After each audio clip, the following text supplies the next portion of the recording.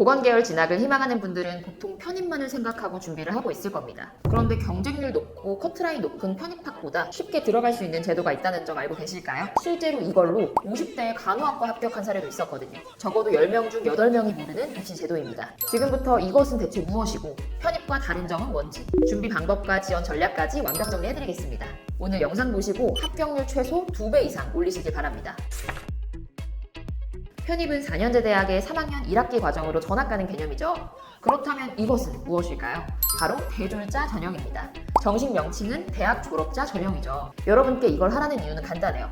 편입만 준비하다 실패하는 학생들을 너무 많이 봤기 때문에 무조건 대졸자 전형도 같이 준비하라는 겁니다. 대표적으로 간호학과, 물리치료학과가 있죠. 간호학과를 예로 들면 사진처럼 편입으로 뽑는 대학은 너무 적고 뽑는 인원도 거의 없다시피 해요. 24년도 일반 편입 기준으로 설명드리면 한양대도 2명, 상명대도 2명, 이화여대 2명, 가톨릭대 4명 이렇게 인서울 간호학과 편입 문이야말로 굉장히 좁습니다. 그래서 편입만 선택했을 땐 내가 쓴 시간과 노력 대비 쓸 수 있는 대학 자체가 너무 적은 거죠. 뿐만 아니라 간호학과는 학과 특성상 같은 간호학과 출신이 아니면 지원 자체가 불가능한 대학도 있습니다. 동일계만 지원 가능한 학교들인 거죠. 학교들을 표로 정리해드렸으니 잠시 멈추고 사진을 확인해 주시고요. 이 대학들은 학사 편입을 하지 않는 이상 이전 대학 전공이 간호학과여야만 가능하다는 거예요. 또 편입은 1년의 기회 자체가 딱 한 번뿐입니다. 하지만 대졸자 전형은 수시 1차, 수시 2차, 정시까지 무려 3번의 기회가 주어져요. 그래서 대졸자 전형까지 고려한다면 합격문이 훨씬 넓어질 수밖에 없는 거죠. 학과 특성상 보건 계열은 편입보다 뽑는 인원이 압도적으로 많고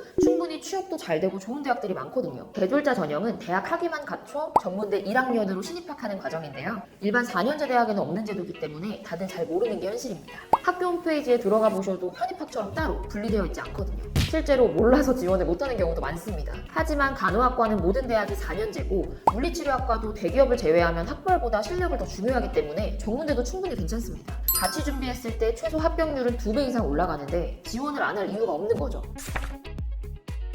대졸자 전형과 편입과의 차이부터 간단히 말씀드릴게요. 우선 편입의 평가 요소는 학교별로 다양합니다. 수도권 기준으로는 크게 3가지를 반영합니다. 첫 번째, 편입 영어. 이 중에서 가천대만 보더라도 편입 영어를 보는 학과 중에서 간호학과 점수가 가장 높죠. 그나마 학사 편입이 커트라인이 좀 더 낮지만 그래도 최상위인 것은 여전합니다. 두 번째, 공인 영어. 토익을 보는 대학도 만만치는 않습니다. 삼육대, 성신여대는 990점 만점 기준이고 을지대는 920점에서 960점이었고요. 한마디로 토익이 반영되는 대학은 인서울권은 만점, 수도권은 최소 900점대 이상은 나와줘야 된다는 거죠. 세 번째, 성적, 면접, 자소서. 예외적으로 수도권이지만 영어를 안 보는 대학도 정리해드렸습니다. 그에 반해 대졸자 전형은 굉장히 간단합니다. 동남보건대, 경인여대를 제외한 대학에서는 대학 성적과 면접으로만 학생을 선발하거든요. 심지어 물리치료학과는 토익까지 반영하는 학교는 아예 없습니다. 기동일계도 지원이 가능하기 때문에 학벌보다는 취업을 우선시하는 경우거나 보건계열 진학만을 목표로 하는 친구들에겐 무조건 지원해볼 전형인 거죠. 그렇다면 대졸자 전형은 어떻게 준비해야 할까요?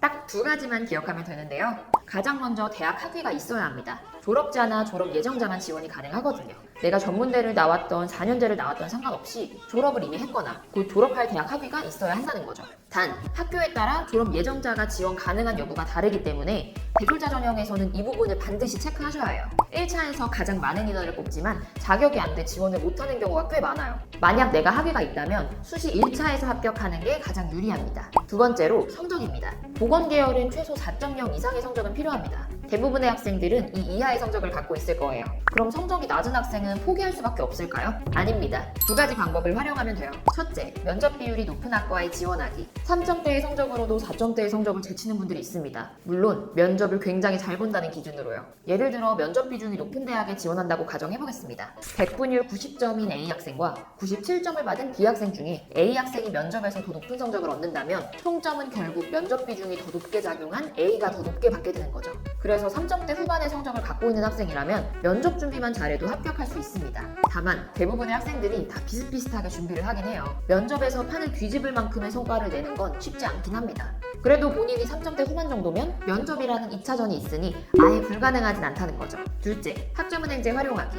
앞서 성적이 낮다면 면접을 잘 보면 된다고 말씀드렸지만 예상 질문 준비하고 모의 면접해보고 정말 대부분 다 비슷하게 준비합니다. 그래서 오히려 낮은 성적을 높게 만드는 게 가장 쉽죠. 어떻게 이미 받은 낮은 낮은 성적을 높이냐고 생각하실 수 있는데 학점은행제를 활용하면 가능합니다. 높은 성적을 만드는 게 대학교보다 최소 5배는 수월하거든요. 가장 큰 이유는 경쟁자들 베이스입니다. 학점은행제에서도 학교처럼 상대평가를 해요. 일반 대학교처럼 나랑 비슷비슷한 실력을 갖고 모인 학생들과 경쟁하는 게 아니에요. 학점은행제를 할 수 있는 대상은 고등학교만 졸업하면 누구나 할 수 있고 남녀노소, 연령 불문 가능합니다. 실제로 50대에서 60대의 학습자분들도 굉장히 많고요. 만학도, 단순 학위 취득을 목표로 하는 학습자들 사이에서 성적을 받기 때문에 내가 조금만 노력하면 충분히 높은 성적을 받을 수 있는 거죠. 그래서 높은 성적을 만들어 합격한 사례는 수도 없이 많습니다. 저와 함께한 학생들의 성적만 보시더라도 99점, 100점을 받은 학생들은 넘쳐나고요. 하지만 학점은행제가 모두에게 정답은 아니에요.